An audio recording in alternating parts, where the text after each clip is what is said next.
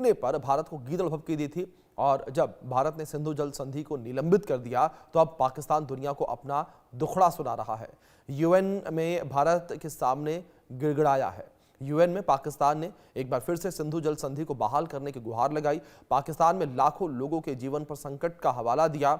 और आपको मालूम है कि 1960 में गुडविल और मित्रता को लेकर भारत सिंधु जल संधि हुई थी, और पश्चिम की ओर बहने वाली 3 नदियां पाकिस्तान की ओर गई थीं और पूर्व की ओर बहने वाली 3 नदियां भारत को मिली थी। लेकिन जब इस साल अप्रैल में पहलगाम आतंकी हमला हुआ तो भारत ने सिंधु जल संधि को निलंबित कर दिया। इतना ही नहीं, पाकिस्तान को डेटा शेयर करना भी छोड़ दिया। इससे अब पाकिस्तान को कोई जानकारी नहीं मिलती, लिहाजा पाकिस्तान में कभी पानी की किल्लत हो जाती है तो कभी बाढ़ आ जाती है। बात सीधी सी है, सीमा पार आतंक का खेल खोलने वाले, निर्दोषों का खून बहाने वाले भारत से पानी की उम्मीद कैसे कर सकते हैं? रिपोर्ट में देखिए आप। भारत के सामने पाक गिड़गिड़ाया, यूएन को पानी पर दुखड़ा सुनाया। पाक तैयार करता आतंकी, यूएन में क्यों आंसू खड़ियाली। आतंक के पनाहगार पाकिस्तान ने एक बार फिर अंतर्राष्ट्रीय मंच पर अपना रोना रोकर दुनिया से सहानुभूति बटोरने की कोशिश की है। अप्रैल में हुए पहलगाम हमले के बाद भारत ने पाकिस्तान के साथ सिंधु जल संधि निलंबित कर दिया था, जिससे बकाया पाकिस्तान लगातार इस मुद्दे को उठा रहा है। पाकिस्तान ने संयुक्त राष्ट्र सुरक्षा परिषद में एक बार फिर भारत पर बेबुनियाद आरोप लगाते हुए खुद को पीड़ित बताने की नाकाम कोशिश की और समझौता बहाली की मांग की। I now give the floor to the representative of Pakistan. Thank you. Madam President, we are glad to see you preside this meeting, and I would like to thank you for your important statement.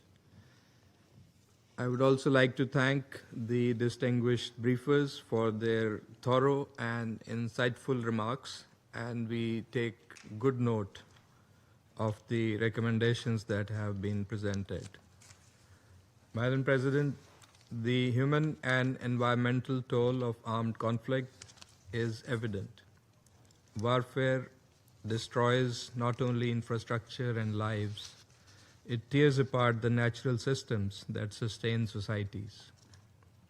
The impacts of widespread damage, millions of tons of rubble, explosive remnants of war, contaminated water, degraded soils, deforestation, scorched earth policies and their impacts, and ecosystem destruction linger long after the guns fall silent.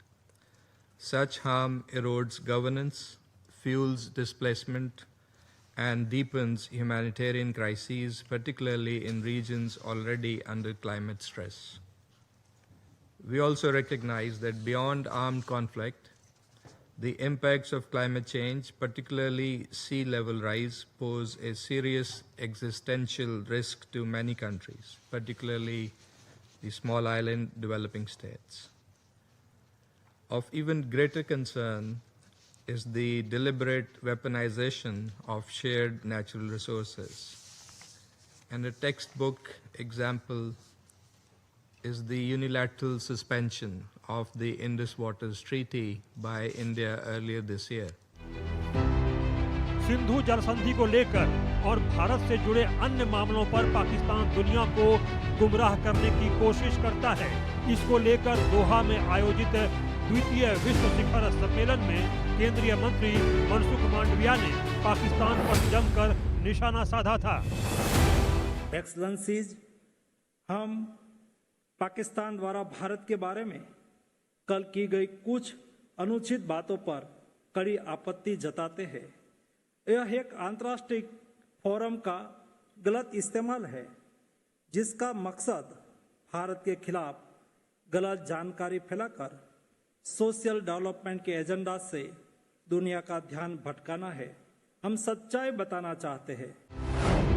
आतंक का भुगतो परिणाम, नहीं मिलेगा पानी पाकिस्तान। भारत ने धोया पाक फूट फूट कर रोया। पाकिस्तान जिसकी 80% कृषि सिंधु बेसिन के पानी पर निर्भर है, अब वो पानी की कमी के कारण गंभीर खतरों का सामना कर रहा है। प्रधानमंत्री नरेंद्र मोदी ने कहा था कि हम अपने काम में लगे थे, प्रगति की राह पर चले थे, हम सबका भला चाहते हैं और मुसीबत में मदद भी करते हैं। पहलगाम हमले के बाद भारत ने सिंधु जल संधि निलंबित कर दिया था। फिर मई में भारत ने पाकिस्तान को सूचित किए बिना चिनाब नदी पर सलाल और बगलिहार बांधों में जलाशयों की सफाई की। इसके बाद पाकिस्तान में चिनाब नदी के किनारे बाढ़ जैसी हालत पैदा हो गई। क्या मेरे देशवासियों को पानी पर अधिकार नहीं है क्या? उनको उनके हक का पानी मिलना चाहिए, नहीं मिलना चाहिए क्या? और अभी तो मैंने कुछ ज्यादा किया नहीं है।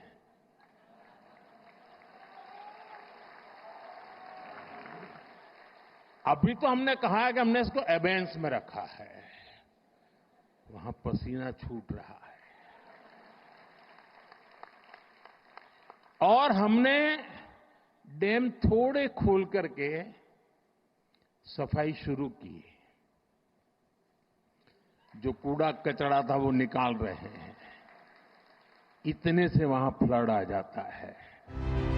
मीडिया रिपोर्ट के मुताबिक यदि भारत सचमुच सिंधु नदी के प्रवाह को रोक दे या उसमें उल्लेखनीय कमी कर दे तो पाकिस्तान के घनी आबादी वाले मैदानी इलाकों को विशेष रूप से सर्दियों और शुष्क मौसम में पानी की गंभीर कमी का सामना करना पड़ेगा।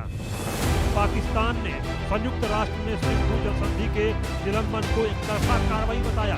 संयुक्त राष्ट्र में पाकिस्तान के स्थायी प्रतिनिधि राजदूत असीम इफ्तिखार अहमद ने भारत पर बेबुनियाद आरोप लगाते हुए खुद को पीड़ित बताया और यूएनएससी में भारत से सिंधु जल संधि को बहाल करने की गुहार लगाई। उन्होंने आरोप लगाया कि भारत जानबूझकर इसे हथियार की तरह इस्तेमाल कर रहा है। पाकिस्तानी राजदूत इफ्तिखार अहमद ने कहा, भारत का एकतरफा फैसला सिंधु जल संधि की मूल भावना को कमजोर करता है।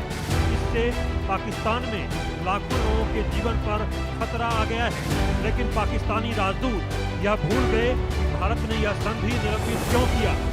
सीमा पार आतंकवाद प्रायोजित करने वाला पाकिस्तान, पहलगाम हमले का जिम्मेदार पाकिस्तान भारत से पानी की उम्मीद आखिर कैसे कर सकता है। सिंधु जल संधि सद्भावना और मित्रता की भावना से संपन्न हुई थी, जैसा कि संधि की प्रस्तावना में निर्दिष्ट है। लेकिन पाकिस्तान ने दशकों से सीमा पार आतंकवाद को बढ़ावा देकर इन सिद्धांतों को कुचलने का काम किया है।